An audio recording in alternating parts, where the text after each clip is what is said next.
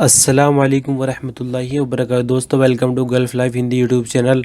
24 अगस्त के लिए सऊदी अरब की फटाफट खबरें शुरू करने से पहले आपसे एक इम्पोर्टेंट बात शेयर करनी है। एक भाई ने सवाल किया है, लेकिन ना तो मैं उनका नाम बताऊंगा और ना ही स्क्रीनशॉट दिखाऊंगा, वरना फिर वही वाली बात हो जाएगी जैसा कि मैंने सिलसिला बंद कर दिया है कमेंट्स का। लेकिन बात ज़रूर इसलिए आपसे शेयर कर रहा हूँ, जो भी घरेलू वर्कर है, घरों के अंदर जो काम करते हैं, जैसे कि फैमिली ड्राइवर या दूसरी तरह की जॉब्स होती है जो घरों के अंदर ही काम करते हैं, तो एक सवाल ऐसा आया है कि क्या उनको यानी 5-6 साल अगर वो काम करते हैं, एंड ऑफ सर्विस बेनिफिट यानी जो खरूज नहाई का बेनिफिट होता है उनको मिलेगा, जैसे कि कंपनी के वर्करों को अक्सर मिलता है।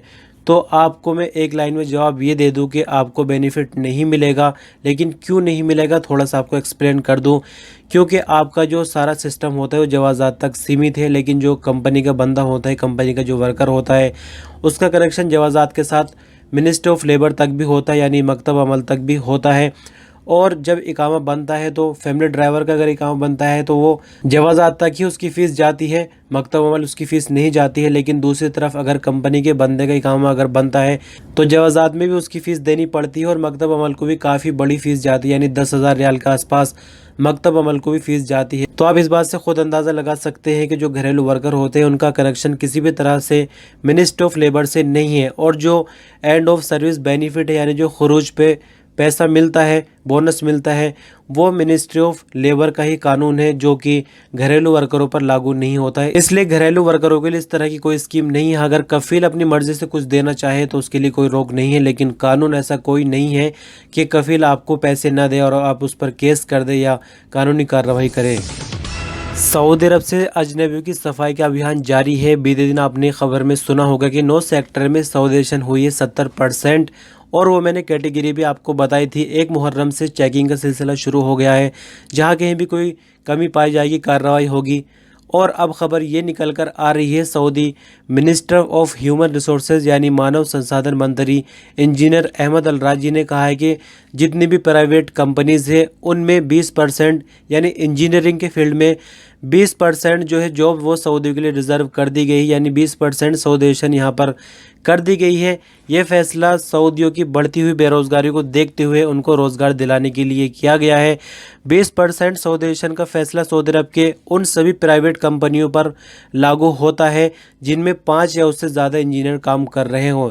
यानी आपको बता दें कि अगर किसी कंपनी में, यानी कोई छोटी सी कंपनी है, 5 इंजीनियर उसके अंदर काम करते हैं तो 1 सऊदी होगा, 4 अजनबी होंगे। आने वाले वक्त में संख्या धीरे धीरे घटाई जाएगी, यानी भी 20% है, फिर 40% करेंगे, फिर 60%, और फिर देखा जाएगा कि 100% ही सऊदेशन होगी। इसी तरह जैसे मैंने आपको कल खबर बताई, अभी 70% सऊदेशन हुई है, लेकिन अगले साल आप देखेंगे 100% सऊदेशन उसमें हो जाएगी, जैसे कि मोबाइल शॉप के अंदर हो चुकी है। तो देखा जाए तो सऊदी अरब से अजनबियों की सफाई का सिलसिला जारी है और 2025 तक आप देखेंगे यहाँ पर काफ़ी बड़े बदलाव देखने को मिलेंगे। आपको इस खबर को जानने के बाद और कल की खबर जानने के बाद क्या लगता है कमेंट के रूप में ज़रूर बताएं। अगली खबर देखते हैं। वैसे तो सऊदी अरब से अक्सर डॉक्टर और नर्सेज की मरने की खबर आती है। फ्रंट लाइन पर काम करते हुए डॉक्टर मर गए हैं, नर्स मर गई है, लेकिन इस बार खबर आई है डॉक्टर के ठीक होने की। सऊदी अरब के सीनियर डॉक्टर जिनका नाम है डॉक्टर नज़ार बाहबरी 3 हफ्ते जद्दा के अस्पताल में एडमिट थे, इलाज इनका चल रहा था, आखिरकार 3 हफ्ते के बाद ठीक हो चुके हैं बिल्कुल। खबर के मुताबिक डॉक्टर नज़ार बाहबरी मार्च के महीने से, यानी जब से सऊदी अरब में कोविड-19 आया था, मार्च के महीने से लगातार फ्रंट लाइन पर काम कर रहे थे कोरोना वायरस के मरीजों के लिए, और बहुत सारे मरीज इनके हाथ से अभी तक ठीक हो चुके हैं। अस्पताल से डिस्चार्ज होने के बाद घर जाने से पहले इन्होंने वीडियो के माध्यम से लोगों से बताया है कि मुझे कोरोना क्यों लगा, इसकी वजह मैं बता रहा हूं, क्योंकि मैंने जो SOPs है उन पर अमल करना छोड़ दिया था, या कहें कि कम कर दिया था, यानी मास्क पहनना, हैंड ग्लव वगैरह पहनना, जिसकी वजह से मुझे कोरोना लग गया। आखिरकार 3 हफ्ते के इलाज के बाद मैं ठीक हो गया हूं। डॉक्टर साहब ने अपने ठीक होने पर काफ़ी खुशी का इजहार किया है और जिन लोगों ने उनके लिए दुआएं की है सभी का शुक्रिया अदा किया। सऊदी अरब में फ़िलहाल कोरोना माइनस की तरफ जा रहा है, यानी आसार जो है अच्छे नज़र आ रहे हैं। बीते दिन की अगर बात करें तो 1109 नए केस आए हैं, 1702 नई रिकवरी है, 30 मरने वालों की तादाद है। कुल संख्याओं में अगर देखें तो 3,07,479 कोरोना के कुल केस सऊदी अरब में, 2,80,143 कुल रिकवरी है, 3,649 मरने वालों की कुल तादाद है। 23,687 एक्टिव केस है, जिनमें से 1644 की हालत नाजुक है, जिनको आईसीयू में रखा गया है।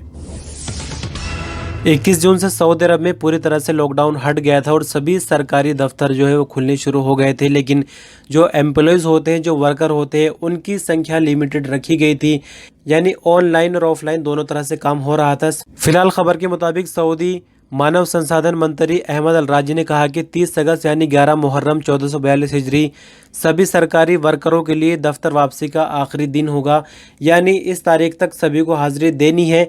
100% लोग दफ्तर जाएंगे, लेकिन इसके लिए भी एक छूट ये रखी गई है कि 25% लोग अभी भी घर से काम कर सकते हैं। सभी दफ्तरों में कोरोना की जो SOPs है उन पर अमल कराया जा रहा है। फिंगरप्रिंट जो है फिलहाल बंद कर दी गई है, यानी हाजिरी का सिलसिला जो है वो रजिस्टर में साइन करके किया जा रहा है। फिंगरप्रिंट फिलहाल बंद किए गए हैं और जो 25% तक की छूट दी गई है उसके लिए बताया जा रहा है कुछ ऐसे वर्कर होते हैं जो कि काफ़ी ओल्ड है या दूसरी तरह की बीमारी में शामिल होते हैं, तो उनके लिए हिदायत की गई है कि वो घर से काम कर सकते हैं। आपकी जानकारी के लिए बता दें कि 8 शव्वाल 1441 हिजरी से 50% सऊदी वर्कर दफ्तर में वापस हुए थे, जबकि 50% को ऑनलाइन काम करने की इजाज़त थी। साथ ही आपको बता दें कि 29 शव्वाल से ऑनलाइन ड्यूटी करने वाले 25% थे और दफ्तर में आकर काम करने वाले 75% थे, लेकिन 30 अगस्त से 100% के लिए निर्देश जारी किए गए हैं, मगर इसके अंदर भी ये छूट रखी गई है कि जो उम्र दराज है या जो बीमारी में शामिल रहते हैं वो घर से काम कर सकते हैं।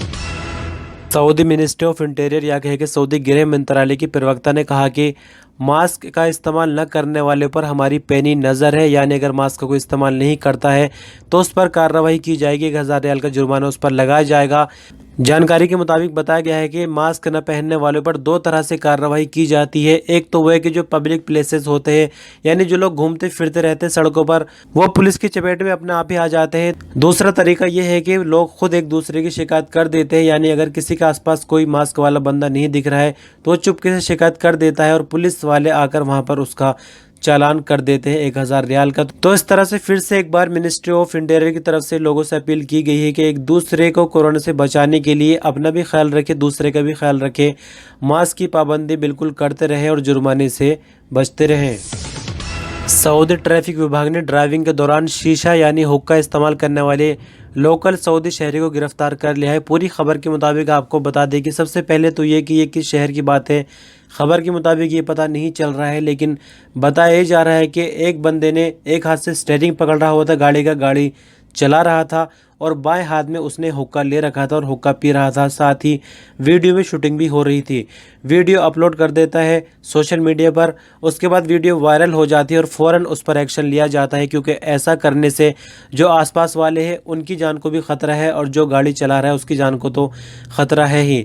फिलहाल इस पर कार्रवाई करते हुए इसको ढूंढ लिया गया है, गिरफ्तार कर लिया गया है और ट्रैफिक अथॉरिटी के हवाले इसको कर दिया गया है, जहां पर कानून के मुताबिक इस पर कार्रवाई होगी और जो भी धाराएं लगती है कानून के मुताबिक वो लगाई जाएंगी। सऊदी अरब के शहर मक्का मुकर्रमा में म्यूनसिपलिटी ने कोरोना वायरस के SOPs के चलते अल अज़ीज़िया मोहल्ले में मार्केट और बिजनेस सेंटर पर 27 छापे मारे हैं। अल अज़ीज़िया म्यूनसिपल कॉरपोरेशन के चेयरमैन इंजीनियर उमर अल मालिकी ने बताया कि बल्दे ने 5 कमर्शियल सेंटर ऐसे बंद किए हैं जहां पर कोरोना की जो SOPs है उन पर बिल्कुल अमल नहीं किया जा रहा, जबकि रेडीमेड कपड़े और जूतों का एक गैर कानूनी गोदाम भी सील किया है। उमर अल मालिकी ने आगे बताया कि अल अज़ीज़िया बल्दे के इंस्पेक्टर्स पब्लिक प्लेसेस पर छापे मारकर रेहड़ी वालों के खिलाफ भी कार्रवाई कर रहे हैं। कार्रवाई के दौरान 483 किलोग्राम फल और सब्जियां जब्त की गई। दुनिया भर में जो लोग सऊदी अरब के बारे में जानकारी नहीं रखते उनके जहन में सऊदी अरब का नाम आते ही सूखा सूखा नजर आता है, यानी रेत और रेगिस्तान, धूप वगैरह, लेकिन ऐसा नहीं है। सऊदी अरब के अंदर नहरें भी है, हरी भरी वादियाँ भी यानी पहाड़ी इलाके भी है और खेती भी सऊदी अरब के अंदर होती है, यानी सभी तरह की चीज़ें सऊदी अरब के अंदर मौजूद है जो और देशों में होती है। सबक वेबसाइट की इस रिपोर्ट के मुताबिक सऊदी अरब के अंदर छोटे बड़े 64 समुद्र है जिसको अरबी में वादी कहा जाता है। यहाँ काफ़ी डिटेल बताई गई है, लेकिन डिटेल मैं आपसे शेयर नहीं करूँगा, लेकिन तस्वीरों के माध्यम से भी आप देख सकते हैं। और कुछ जो बड़े समुद्र हैं उनका नाम आपसे लेना चाहूँगा। अल वादी अल जबली, अल वादी अल मुबारक, अल वादी अल अकबर, वादी फातिमा, वादी अल रवाफिद, वादी हनीफा, वादी असीर। तो इस तरह से मैंने कुछ जो समुद्र है मशहूर सऊदी अरब के उनका नाम आपसे बताया। खबरों का सिलसिला बस यहीं ख़त्म होता है। आज मैंने थोड़ा सा टाइमिंग में फ़र्क किया है, लेकिन मुझे खुद नहीं पता कि मैं अपने टाइम पे टिका रहूँगा या नहीं। लेकिन कोशिश इंशाल्लाह पूरी रहेगी कि रात में ही आपको वीडियो दे दूँ, क्योंकि सुबह का कोई एतबार नहीं है और बीच में 2 दिन वीडियो मिस भी हो गई अगस्त के ही महीने में। तो आप खबरों पर अंत तक बने रहे, शुक्रिया इसके लिए। वीडियो पसंद आ रही तो लाइक कर सकते हैं, चैनल पर नए हैं तो सब्सक्राइब कर सकते हैं। आपका कोई सवाल या सुझाव हो तो कमेंट के रूप में ज़रूर बताएं, इंशाल्लाह उस पर गौर करेंगे। अल्लाह हाफिज़।